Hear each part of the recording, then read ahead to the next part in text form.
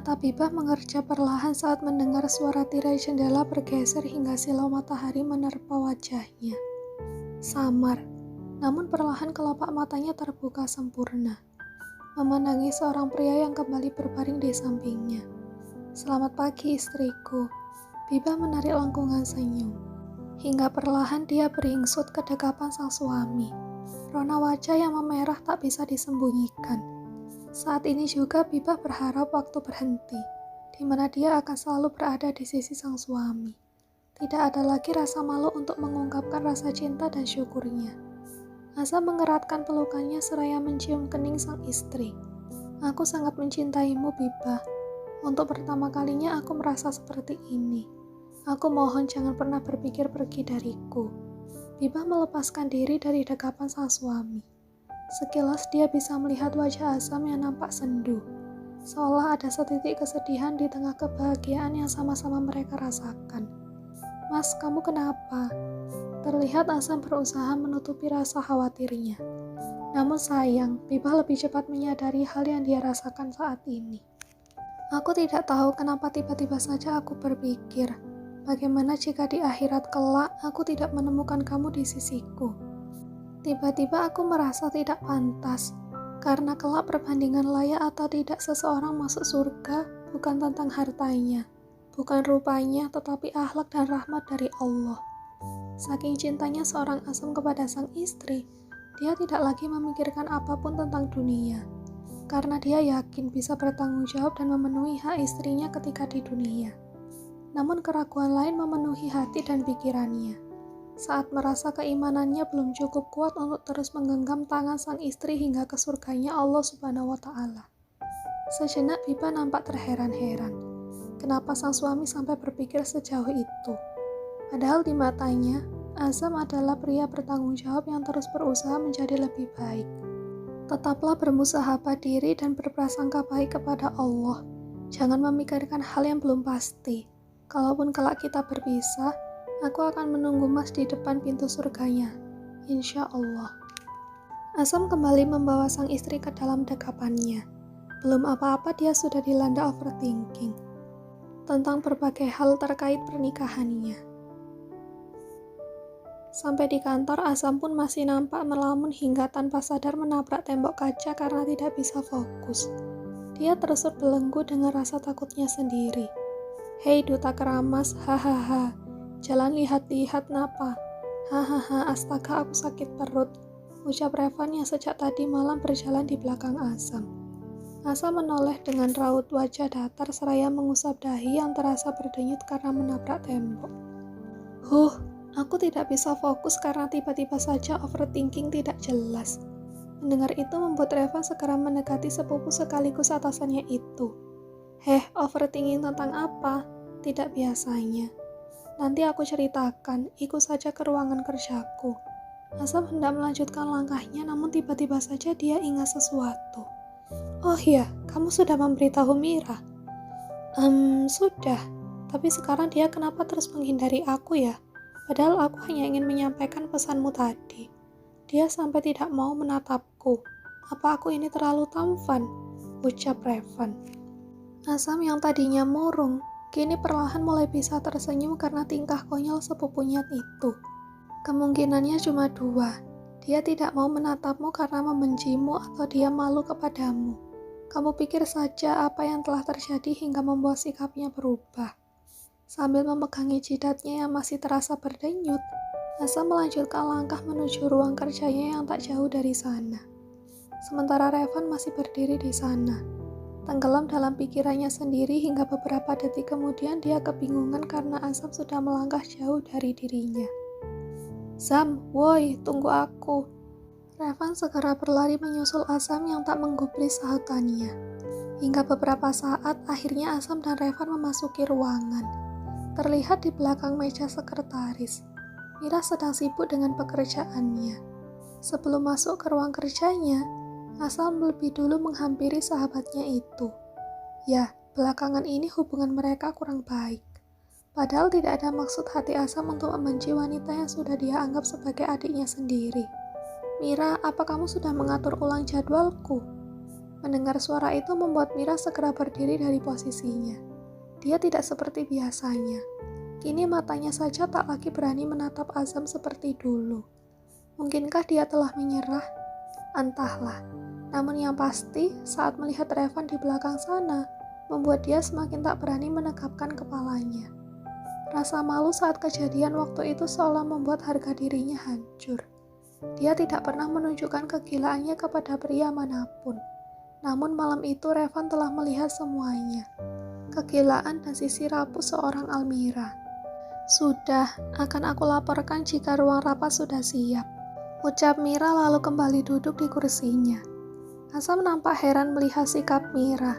Dia pikir Revan hanya melebih-lebihkan. Ternyata benar adanya. Ya baiklah, Azam segera berbalik melangkah masuk ke dalam ruangannya. Sementara Revan masih berdiri di sana, memandangi Mira dengan raut wajah yang tak bisa dia artikan. Julidah, apa kepalamu terpentok sesuatu? Ini seperti bukan dirimu. Mira menghela napas panjang kemudian memberanikan diri menatap Revan. Kejadian hari itu di klub. Sepertinya kita harus bicara empat mata. Temui aku malam ini, di rumahku, tapi jangan beritahu Azam. Sejenak Revan tertegun. Hingga detik selanjutnya dia paham. Mungkin Mira ingin menjelaskan semua yang terjadi hari itu. Ya, baiklah. Tanpa mengatakan apapun lagi, dia segera berbalik masuk ke ruangan Azam. Sesampainya di dalam sana, dia bisa melihat Azam duduk termenung di sofa ruangannya. Sekarang katakan sebenarnya padaku, hal seperti apa yang bisa membuat seorang Azam overthinking? Tanya Revan sesaat setelah duduk di hadapan Azam. Sementara Azam nampak memegangi dagunya seraya terus berpikir. Aku tidak menyangka jika akan jatuh cinta kepadanya sampai sedalam ini. Van, menurutmu kelak apa aku bisa terus bersamanya sampai jannah? Hadeh. Revan menyandarkan tubuhnya. Dia pikir sepupunya itu overthinking tentang apa? Ternyata tentang istrinya. Sebucin itu kamu sama Bibah. Itu bukan masalah bucin. Ini tentang prinsipku untuk terus mencintainya. Bertanggung jawab kepadanya. Azam menyodongkan tubuhnya, menatap tajam ke arah Revan. Aku adalah pria yang akan terus memegang prinsipku. Begitu juga saat mencintai seorang wanita. Revan terkekeh seraya mengangguk-anggukkan kepalanya paham. Aku masih tidak menyangka, kamu itu tidak pernah bicara tentang cinta. Tapi sekalinya jatuh cinta, pikiran kamu langsung jauh ke depan bahkan sampai tembus ke masalah akhirat. Entahlah, aku dan Bibas sudah sampai ke tahap ini. Pikiranku yang dulu didominasi pekerjaan, kini dipenuhi dengannya. Kadang aku berpikir, apa aku sudah membahagiakannya? Apa dia nyaman Stop Zam, potong Revan. Jiwa jombloku meronta-ronta mendengar kata-kata bucinmu itu. Revan yang tadinya bersandar, kini kembali menegapkan posisinya. Kekhawatiran kamu itu tidak akan menyelesaikan kegundahan yang kamu rasakan saat ini. Jika kamu mau samawatil jannah, maka kamu harus meminta langsung kepada Allah yang lebih berhak atas dirinya. Azam tertegun berusaha mencerna ucapan Revan. Setelah beberapa saat dia kembali menatap sepupunya itu. Memintanya lewat jalur langit. Betul sekali.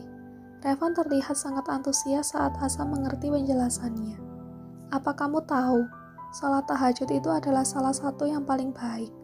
Jarak antara kamu dengan Allah hanya seperti jarak dahi dan sajadahmu saja. Kamu memang sudah menunjukkan kesungguhanmu kepada Bibah. Itu tidak perlu diragukan lagi. Tapi kamu belum menunjukkan kesungguhanmu kepada yang menciptakan dia kan? Salahnya di situ. Tiba-tiba Azam teringat satu momen di mana Bibah terbangun di sepertiga malam, hanya untuk melangitkan doa demi kelancaran hubungan mereka. Sementara dia sendiri masih saja tak sadar jika seharusnya dia melakukan hal yang sama. Ya, penyesalan memang selalu datang belakangan. Kalau di depan itu namanya pendaftaran. Azam mengangguk paham, seraya menyunggingkan senyumnya. Tidak sia-sia aku ceritakan semuanya kepadamu. Mendengar pujian itu membuat Revan mengangkat wajahnya, merasa bangga atas apa yang telah dia sampaikan. Ya begitulah, kamu tahu aku ini dulu mau jadi ustadz, tapi Tapi karena kamu sering bolos dan ngintip di asrama santriwati, jadi kamu dikeluarkan dari pesantren. Gitu kan? Aku tidak akan pernah lupa masa itu. Ucap Asam memotong ucapan Revan. Dia segera berdiri dari tempat duduknya lalu bergegas menuju meja kerja yang dipenuhi berkas-berkas yang harus dia periksa. Ya, 1 minggu libur membuat pekerjaan Asam semakin menumpuk. Hei, tidak seperti itu ceritanya. Kamu jangan mendengar cerita versi ayahku saja. Cobalah percaya jika aku tidak seburuk itu. Ucap Revan sesaat setelah menyusul Asam ke meja kerjanya. Asam hanya terkekeh seraya terus memeriksa berkas di tangannya. Sementara Revan masih terlihat kesal. Masalah pagi tadi aku belum memaafkanmu ya. Kau meneleponku hanya untuk pamer keramas kan? Kali ini Asam mendongakkan kepalanya, seraya tersenyum sumringah. Ya, malam tadi begitu indah hingga tak bisa dijelaskan dengan kata-kata. Kamu baper, padahal aku tidak sengaja mengatakannya. Asam berdiri dari posisi duduknya, membuka jas yang dia pakai dan menunjukkan bekas cakaran di lengannya. Kamu lihat, ini bibah yang mencakarku. Bukan cuma itu, di punggungku lebih banyak. Mau lihat? Ah, sudah. Revan segera melambaikan kedua tangannya, tinggi ke atas. Aku menyerah. Tahu deh yang paling bucin, sudah ngerasain keramas istimewa, dapat cakaran cinta pula. Dah bisa-bisa aku gila kalau terus di sini. Aku keluar dulu, mau kerja biar bisa kawin. Assalamualaikum. Hahaha, semangat bro, seru Asam yang tak bisa menahan gelak tawanya. Di tempat berbeda, Yunita yang sudah kembali pulih terlihat merapikan semua pakaiannya di dalam koper. Sejak keluar dari rumah sakit, dia tidak pernah lagi bicara dengan Yuda meski suaminya itu kembali tinggal bersamanya. Dia rasa cukup sudah perjuangannya selama ini. Hari ini demi menjaga mentalnya, dia akan pergi dan mungkin tidak akan kembali lagi. Di ambang pintu, Yuda menghentikan langkahnya saat melihat Yunita sudah selesai membereskan barang-barangnya. Kamu mau kemana? Mendengar suara sang suami membuat Yunita segera berbalik. Perlahan dia mendekati sang suami. Aku baru saja mendapatkan pekerjaan di Bandung. Hanya pekerjaan sebagai penjaga kantin. Tapi insya Allah halal. Kita sudah selesai sekarang. Tidak akan ada lagi pengganggu di hidup kamu. Yunita mendongakkan kepalanya menatap sang suami untuk terakhir kalinya sebelum pergi. Bang Yuda, ayo kita bercerai. Aku sudah ikhlas rasanya. Dia kembali tertunduk saat tak bisa menahan air matanya. Cukup sudah perjuanganku karena cinta semu ini. Aku minta maaf untuk semuanya. Aku hanya ingin fokus memperbaiki diriku. Yuda menghembuskan napas berat saat tak tahu harus mengatakan apa kepada Yunita. Melihat tak ada respon dari sang suami, Yunita segera beralih kopernya. Aku pamit. Yunita meraih lalu mencium tangan sang suami untuk terakhir kalinya. Sampai jumpa di depan pengadilan agama. Assalamualaikum. Yunita segera melangkah, melewati suaminya begitu saja. Ya, semua penderitaan yang dia alami selama pernikahan membuat Yunita menyadari bahwa pernikahannya dipaksakan tidak akan berjalan dengan baik. Hukum sebab akibat selalu berlaku. Namun Allah selalu membuka pintu ampunan seluas-luasnya. Bahkan untuk pelaku zina yang telah melakukan dosa besar. Yuda masih berdiri di sana, terbelenggu di dalam rasa bersalah dan ketidakmampuannya mengambil sikap tegas, antara mempertahankan atau melepaskan. Entah sampai kapan, semoga ia tak lagi terlambat hingga berujung penyesalan. Tepat pukul 8 malam, mobil yang dikendarai Revan sampai di halaman rumah Mira. Di tangannya sudah ada 2 box berisi makanan yang dia beli sebelumnya. Assalamualaikum, ucap Revan sesaat setelah memencet bel. Tak lama pintu rumah dengan desain minimalis itu terbuka. Mira keluar dengan pakaian santai seperti biasanya. Aku juga pesan makanan, kenapa kamu bawa? Ah, kamu tidak bilang. Ya sudahlah, kita makan semua. Ya sudah, masuk. Mira membuka pintu rumahnya lebar-lebar. Ya, pintu itu dibiarkan terbuka agar tetangga sekitar tidak salah paham karena dia hanyalah gadis yatim piatu yang tinggal sendiri. Sesampainya di dalam, Reva segera meletakkan makanan yang dia bawa di atas meja ruang tamu. Tanpa diminta pun dia langsung duduk di sofa. Sudah lama kita tidak makan-makan bersama. Sayangnya Asam sekarang tidak bisa diganggu. Biasanya kalau aku datang ke Jakarta, pasti kita makan bertiga. Mira tidak menanggapi. Dia memilih pergi mengambil air mineral dan juga sendok. Setelah semua siap, Mira duduk di hadapan Revan. Biasanya aku tidak akan mengundang kamu datang jika tidak ada Asam. Tapi sekarang aku tidak mau membahasnya lagi. Aku sedang berusaha melupakan dia, kalau bisa. Ucap Mira seraya membuka makanan yang dibawa Revan tadi. Hah? Kamu serius? Mata Revan membulat, seolah tak percaya dengan apa yang baru saja dia dengar. Ah, kamu sedang mencoba. Belum tahu berhasil atau tidak. Iya, maksudnya begitu, ucap Mira. Astagfirullah Julida, aku akan membuat kamu melupakannya. Ucapan Revan tiba-tiba. Mira yang baru saja hendak melahap makanannya, kembali menatap Revan. Maksudnya? Ah mampus, kenapa aku malah keceplosan? Kalau dia salah paham bagaimana? Batin Revan. Ah itu, maksudku, akan ku getok kepala kamu pakai pentongan pos ronda, kalau sampai kamu tidak bisa melupakannya. Gila Revan. Ais, kau ini, sudahlah. Sebenarnya aku memanggil kamu ke sini karena aku ingin berterima kasih. Karena malam itu kamu sudah datang dan menolong aku ketika mabuk. Revan berusaha menahan senyumnya. Akhirnya kamu tahu cara berterima kasih. Sudahlah, lupakan saja. Sekarang kita makan. Aku berharap setelah hari ini kamu bisa menjadi wanita yang lebih baik. Mira hanya tertunduk. Melupakan orang yang selama ini mengisi hati tentu saja bukanlah perkara mudah. Julidah, jangan bengong. Ayo doa dulu sebelum makan. Ucap Revan membuyarkan lamunan Mira. Iya. Mira menengadahkan tangannya seraya memejamkan mata. Ya Allah, jadikanlah apa yang hamba makan sebagai pengisi energi untuk menghadapi kenyataan pahit ini. Sebenarnya hamba ini adalah wanita yang baik. Tapi kenapa dia tidak pernah melihat hamba sebagai seorang wanita? Revan menghela napas panjang. Astaga, dia malah curhat, batin Revan. Tanpa buang waktu, Revan pun segera menengadahkan tangannya. Bohong ya Allah, dia mau jadi pelakor ya Allah. Asap saja dia jika terus melakukannya. Mira segera membuka matanya, menatap Revan dengan kesal. Diam atau aku timpuk nih. Lagian kamu sih tinggal baca doa sebelum makan, ini malah curhat. Kalau mau curhat tuh pas sholat, paham Siti Julida? Pukul 2 dini hari Asam terbangun dari tidurnya. Dia segera bangkit dari posisi berbaringnya. Perlahan agar tidak membuat istrinya terbangun. Dia segera masuk ke kamar mandi untuk wudhu. Setelah selesai dia segera keluar kamar, menuju ruang tengah. Ya, dia akan menjalankan ibadah sholat tahajud. Di atas sajadah yang terbentang, dia mengangkat kedua lengannya. Allahu Akbar. Kata itu terucap lirih dari bibir pria yang saat ini sedang memperjuangkan cintanya lewat jalur langit. Karena dia tahu hanya Allah yang akan mengerti apa yang dia rasakan sekarang. Rokaat demi rokaat selesai Asam jalankan.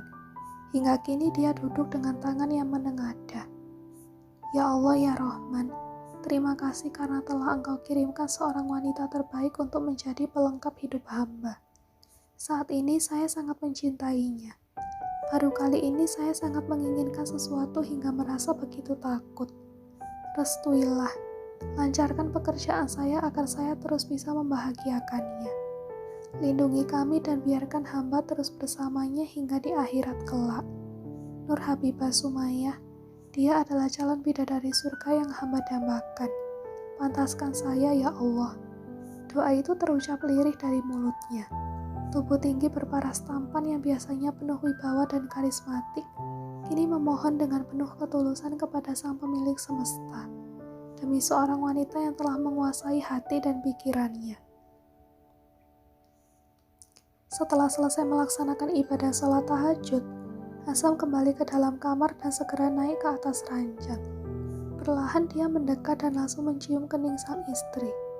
Merasa terganggu, membuat Biba mengerja perlahan. Mas Asam kok bangun? Kenapa? Diterangi cahaya remang-remang lampu tidur, Asam tersenyum lalu kembali mengecup kening sang istri. Tidak apa-apa, sepertinya aku mau lagi, boleh. Mata Bibah yang tadi nampak sayu kini membulat sempurna. Lagi? Tadi itu kan sunnah Rasul, yang sekarang bonusnya. Ayolah, nanti tinggal mandi lagi, ucap Asam dengan manja. Melihat tingkah manja sang suami, membuat Bibah tersenyum malu. Baiklah, tapi aku sholat sebentar. Dia segera bangkit lalu segera beranjak pergi sebelum sang suami tak melepaskannya.